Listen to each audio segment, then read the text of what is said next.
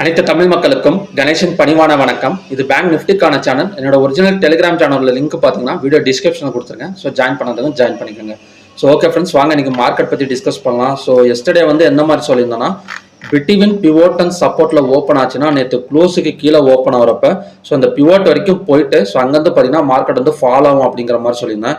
ஆனால் first 15 minutes candle cut பண்ணி close வச்ச உடனே பார்த்தீங்கன்னா ஸோ மார்க்கெட் 400 பாயிண்ட்ஸ் பக்கம் டவுன் ஆயிருக்கு. நேற்று க்ளோஸுக்கு கீழே தான் ஓப்பன் ஆயிருக்கு.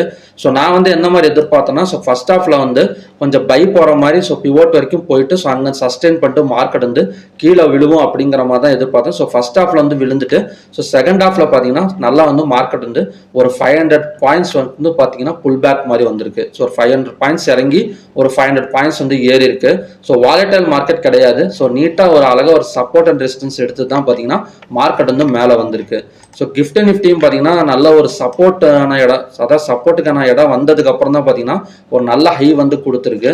ஸோ கிஃப்டி நிஃப்டியும் பார்த்து கொஞ்சம் ட்ரேட் பண்ணுங்க. ஏன்னா அதில் இருக்கிற சப்போர்ட் அண்ட் டிஸ்டன்ஸையும் கொஞ்சம் பார்த்து ட்ரேட் பண்ணிங்கன்னா கொஞ்சம் டிசிஷன் எடுக்கிறதுக்கு ரொம்பவே நல்லா இருக்கும். ஸோ ஓகே ஃப்ரெண்ட்ஸ், இப்போ நாளைக்கு எந்த மாதிரி இடத்துல ஓப்பன் ஆனால் எப்படி மூவ்மெண்ட் ஆகும் அப்படிங்கிறத பற்றி பார்க்கறதுக்கு முன்னாடி ஒன் டேவில் ஏதாவது ஒரு ஸ்பெஷல் கேண்டில் ஃபார்ம் ஆயிருக்கா அப்படின்னு பார்த்தீங்கன்னா, இது பார்த்தீங்கன்னா ஒரு ஹேமர் கேண்டில் மாதிரி ஃபார்ம் ஆயிருக்கு. ஹேமர் கேண்டில் அதாவது கீழே கேண்டில் பார்த்தீங்கன்னா மேலே கொண்டு போய் க்ளோஸ் பண்ணி வச்சிருக்காங்க. அது மட்டும் இல்லாமல் க்ளோஸ் பண்ண இடமும் இந்த ஹை இடமும் ரொம்ப பக்கத்தில் இருக்கிறனால ஸோ கண்டிப்பாக அந்த ஹையை கட் பண்ணால் மறுபடியும் 46,350 வரைக்குமே வரதுக்கான பாசிபிலிட்டிஸ் நிறையா இருக்குது. ஸோ எப்பவுமே இந்த மாதிரி கேண்டில்ஸ் போடுறப்ப so off off the candle market கீழே வந்துட்டு தான் மேலே வரும். ஸோ டெக்னிக்கல்ஸ் படி நாளைக்கு அது நடக்குதா இல்லையான்னு பாருங்க ஜஸ்ட்டு. ஸோ என்னோட ப்ரிடிக்ஷன் படி ஸோ மார்க்கெட் கண்டிப்பாக ஒரு பிவோட் வரைக்கும் வந்துட்டு ஸோ அங்கேருந்து பார்த்தீங்கன்னா நல்ல ஒரு 46,300 வரைக்குமே வந்துட்டு ஸோ அங்கேருந்து மறுபடியும் ஃபால் ஆகும். ஸோ எப்படி பார்த்தாலும் நாளைக்கு பார்த்தீங்கன்னா ஒரு அப் அண்ட் டவுன் மார்க்கெட்டாக தான் இருக்கும். ஸோ ஓகே ஃப்ரெண்ட்ஸ், நாளைக்கு எந்த இடத்துல ஓப்பன் ஆனால் எப்படி மூவ்மெண்ட் ஆகும் அப்படிங்கிறத பற்றி பார்க்கலாம். நாளைக்கு ரெசிஸ்டன்ஸ் ஆக்ட் ஆஃப் ப்ராடக்ட் பார்த்தீங்கன்னா 47,153, பிவோட் பாயிண்ட் 46,789, சப்போர்ட் 46,555. இன்னைக்கு ஹை 47,024, லோ 46,426, ஓப்பன் 46,934, க்ளோஸ் 46,919. கிட்டத்தட்ட ஓப்பன் ஆன இடத்துல ஒரு 10 பாயிண்ட் தான் தள்ளி க்ளோஸ் ஆயிருக்கு. அது மட்டும் இல்லாமல் ஓப்பன் ஆன இடத்துல அதுவும் பார்த்தீங்கன்னா ஒரு 10 பாயிண்ட் மேலே போயிட்டு தான் கீழே இறங்கியிருக்கு. ஸோ கொஞ்சம் ஓவரலாக பார்த்தீங்கன்னா ஒரு செல்லிங் ப்ரெஷர்லேயே தான் மார்க்கெட் இருக்குது. ஸோ அது மட்டும் இல்லாமல் சூப்பர் ட்ரெண்ட் இண்டிகேட்டர் பை போட்டதுக்கு அப்புறம் தான் பார்த்தீங்கன்னா ட்ரெண்டு மாறும். ஸோ இப்போதைக்கு பார்த்தீங்கன்னா செல் ட்ரெண்டு தான். அது மட்டும் இல்லாமல் பார்த்தீங்கன்னா ஒரு செல்லிங் ப்ரெஷரில் தான் மார்க்கெட் இருக்குது. ஸோ அப்படி பார்க்குறப்ப ஃபர்ஸ்ட் கண்டிஷன் படி பிட்வீன் ரெசிஸ்டன்ஸ் அண்ட் பிவோட்டில் ஓப்பன் ஆகிறப்ப ஸோ ஆட்டோமேட்டிக்காக பார்த்தீங்கன்னா இந்த க்ளோஸுக்கு மேலே ஓப்பன் ஆகிடும். ஸோ அப்படி ஆல்ரெடி பார்த்தீங்கன்னா ஒரு ஹேமர் கேண்டில் ஒரு பையர்ஸ் மேலே ஸ்டாப் பண்ணியிருக்கிறனால ஸோ நம்ம இந்த பிவோட் வந்ததுக்கு அப்புறம் நம்ம ஒரு கால் ஆப்ஷன் ட்ரை பண்ணோம்னா ஸோ ஃபர்ஸ்ட் டார்கெட்டாக இந்த ரெசிஸ்டன்ஸையும் செகண்ட் டார்கெட்டாக பார்த்தீங்கன்னா நான் ஆல்ரெடி சொன்ன மாதிரி 47,300 வச்சு நாம் கட் பண்ணிக்கலாம். இது ஃபர்ஸ்ட் கண்டிஷன்.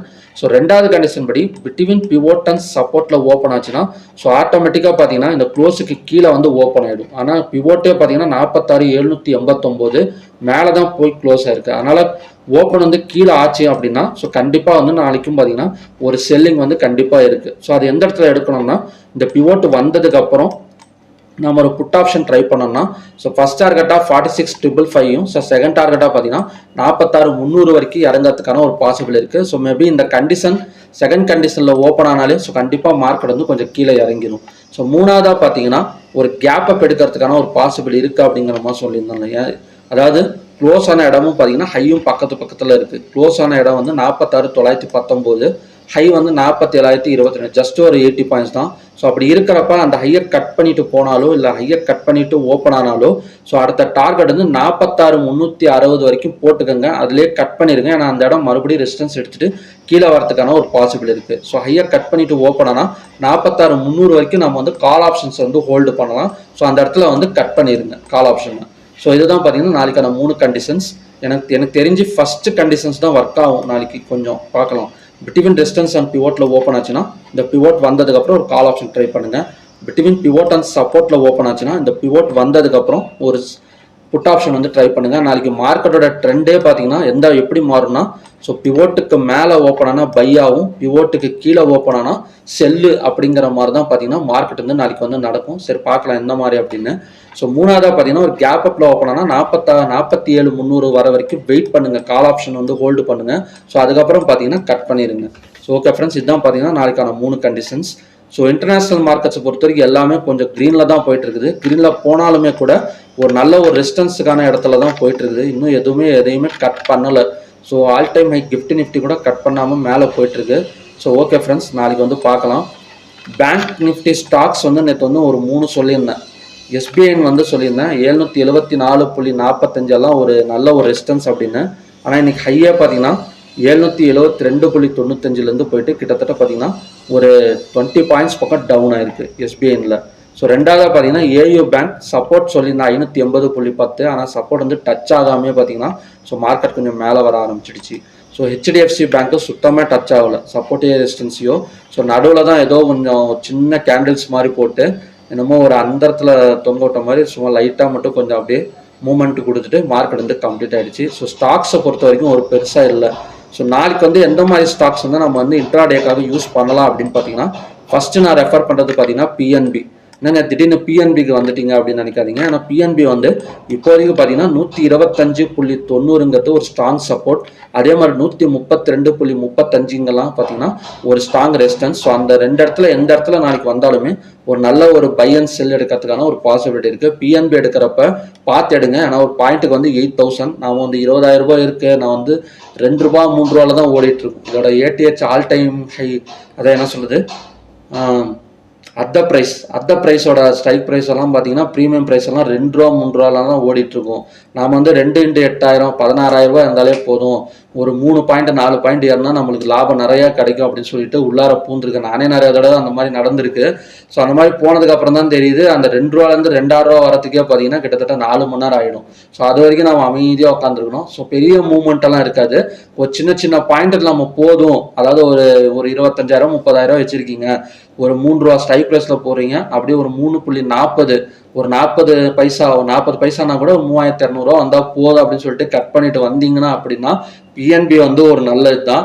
இல்லை அந்த 3 ரூபா வந்து நான் 6 ரூபா போனோம் 7 ரூபா போனோம்னாலாம் உட்காந்துருந்தீங்கன்னா அது அப்படியே விட்டுற வேண்டியதுதான். அதாவது வந்தால் லாபம் போனால் வந்து நஷ்டம் அப்படிங்கிற மாதிரி பிஎன்பியை வந்து விட்டுற வேண்டியதுதான். ஸோ வராமலாம் போகாது. ஒரு நல்ல ஹையோ ஒரு நல்ல மூவ்மெண்ட் இருந்தால் மட்டும்தான் பார்த்தீங்கன்னா அந்த ப்ரீமியம் ப்ரைஸ் எல்லாம் பார்த்தீங்கன்னா 1 and double ஆகும். ஸோ ஓகே ஃப்ரெண்ட்ஸ், அடுத்தது ஃபர்ஸ்ட் வந்து பிஎன்பி, ரெண்டாவது வந்து பார்த்தீங்கன்னா ஆக்சிஸ் பேங்க். இப்போ நான் அடுத்து சொல்ல போகிற 2 பேங்க்குமே ஹையாக கட் பண்ணால் அடுத்தடுத்து மேலே வரதுக்கான ஒரு பாசிபிள் இருக்குது. ஆக்சிஸ் பேங்க், ஸோ ஆக்சிஸ் பேங்கோட ஹை வந்து இன்னைக்கு 1110.70. ஸோ அதை கட் பண்ணால் 1025-30 வரைக்குமே வரதுக்கான ஒரு பாசிபிலிட்டி இருக்குது. ஸோ அடுத்தது பார்த்தீங்கன்னா ஐசிஐசி பேங்க். ஸோ ஐசிஐசி பேங்க்கும் அதே மாதிரி தான். இன்னைக்கு ஹை வந்து பார்த்தீங்கன்னா 1066. ஸோ அதை கட் பண்ணால் 1076-86 வர வரைக்கும் கூட ஒரு பாசிபிலிட்டி இருக்குது ஐசிஐசி பேங்க். இப்போதையும் பார்த்தீங்கன்னா மேலே வந்துட்டு இருக்கிறது ஆக்சிஸ் பேங்க். அப்புறம் வந்து பார்த்தீங்கன்னா ஐசிஐசி பேங்க் வந்து ஹையாக கட் பண்ணால் மட்டும் நம்ம வந்து பை சைடு வந்து ட்ரை பண்ணலாம். மறுபடி பிஎன்பி பேங்க்கில் வந்து ரெசிஸ்டன்ஸ் அண்ட் சப்போர்ட் மட்டும்தான். ரெசிஸ்டன்ஸ் வந்து 132.35, சப்போர்ட் வந்து 125.90. ஸோ ஓகே ஃப்ரெண்ட்ஸ், பார்க்கலாம். ஸோ அது மட்டும் இல்லாமல் மணி மேனேஜ்மெண்ட்டை ஃபாலோ பண்ணுங்கள். மணி மேனேஜ்மெண்ட்டை ஃபாலோ பண்ணால் தான் பார்த்தீங்கன்னா நம்ம லாபமோ நஷ்டமோ அதெல்லாம் அப்புறம். சப்போஸ் நீங்கள் ஒரு ப்ரொஃபஷனல் ட்ரேடராக உட்காந்துருக்கீங்க அப்படின்னா கண்டிப்பாக வந்து ஒரு பணத்தை இழக்காமல் இருக்கிறது தான் வந்து நல்லது. ஏன்னா ஒரு 1 லட்சம் 2 லட்சம் கண்டிப்பாக ஒரு ப்ரொஃபஷனல் ட்ரேடர்னா கண்டிப்பாக ஒரு 2 லட்சம் இல்லை 3 லட்சமாச்சு கையில் வச்சுருந்தா தான் பார்த்தீங்கன்னா ஒரு ப்ராப்பரான இன்கம் வந்து பண்ண முடியும். ஸோ அப்படி பண்ணுறப்ப நம்ம வந்து ஒரு மணி மேனேஜ்மெண்ட் பிளானை வந்து நம்ம வந்து ஃபாலோ பண்ணலை அப்படின்னா, ஸ்டாப் லாஸ் போடாமல் மணி மேனேஜ்மெண்ட் பிளானை ஃபாலோ பண்ணாமல் லாட்ஸை வந்து கண்ணா பின்னான்னு எடுத்துகிட்டு ஸோ அந்த மாதிரி எல்லாம் இருந்துச்சுன்னா ஸோ கண்டிப்பாக வந்து பிரின்சிபல் அமௌண்ட் வந்து இலக்க நேரிடும். ஸோ அதனால் பார்த்தீங்கன்னா மணி மேனேஜ்மெண்ட் பிளானையும் ஃபாலோ பண்ணணும். ஸ்டாப் லாஸ் அண்ட் டார்கெட்டை கண்டிப்பாக போட்டு ட்ரேட் பண்ணணும். ஓவர் ட்ரேட் பண்ணக்கூடாது. ஸோ இந்த மாதிரி நிறையா பிரின்சிபல்ஸ் எல்லாம் இருக்குது இன்ட்ராடே பண்ணுறதுக்கு. அதுவும் ஆப்ஷன் ட்ரேடிங்கில் சொல்லவே வேணாம். கண்டிப்பாக இதெல்லாம் நீங்கள் ஃபாலோ கற்றுக்கிறதுக்கு, அதாவது கற்றுக்கிட்டதை அதாவது நம்ம லேர்ன் பண்ணிக்கிட்டா கூட ஸோ இதெல்லாம் பார்த்தீங்கன்னா நம்ம வந்து ஃபாலோ பண்ணால் மட்டும்தான் பார்த்தீங்கன்னா அடுத்தது வந்து நம்ம வந்து பிரின்சிபலை மட்டும் சேஃபாக வச்சுக்கிட்டு அதுக்கப்புறம் பார்த்தீங்கன்னா ப்ராஃபிட் வந்து பண்ண முடியும். அவசரப்பட்டுட்டோன்னா பிரின்சிபல் அமௌண்ட் கரைஞ்சிரும். ஸோ மறுபடியும் ரெடி பண்ணி நம்ம வந்து உள்ளார போகிற மாதிரி இருக்கும். அது வந்து ஒரு ப்ராப்பரான ட்ரேடிங்காக இருக்காது. ஸோ அதனால் பிரின்சிபல் அமௌண்ட்டுக்கு மேலே கொஞ்சம் லாபம் வந்தாலும் அந்த மனசை நீங்கள் வந்து ஏற்றுக்குங்க. இப்போ நான் 1 லட்ச ரூபா போட்டிருக்கேன், இப்போ மாதம் எண்டு ஃபுல்லாக ட்ரேட் பண்ணிவிட்டு எனக்கு ஒரு 3,000 ரூபா தான் நிற்கிது அப்படின்னா வேறு வழி கிடையாது. யாராக இருந்தாலுமே அதுதான், எப்பேற்பட்ட எக்ஸ்பர்ட்டாக இருந்தாலுமே அதுதான். பிகினியர்ஸாக இருந்தாலுமே அதுதான் நம்ம வந்து பிரின்சிபல் அமௌண்ட்டை காப்பாற்றிக்கிட்டு அதுக்கு மேலே கொஞ்சம் லாபம் வந்துச்சுன்னா அது மன திருப்தியோடு நீங்கள் ஏற்றுக்கங்க. அதுக்கப்புறம் அந்த மாதிரி ஏற்றுக்கிட்டால் மட்டும்தான் உங்களுக்கு வந்து அந்த பக்குவம் கிடைக்கும், பொறுமை வரும். ஸோ ஓகே ஃப்ரெண்ட்ஸ், மறுபடியும் பார்த்தீங்கன்னா ஒரு நல்ல ப்ரெடிக்ஷனோட நாளைக்கு நான் வந்து உங்களை மீட் பண்ணுறேன்.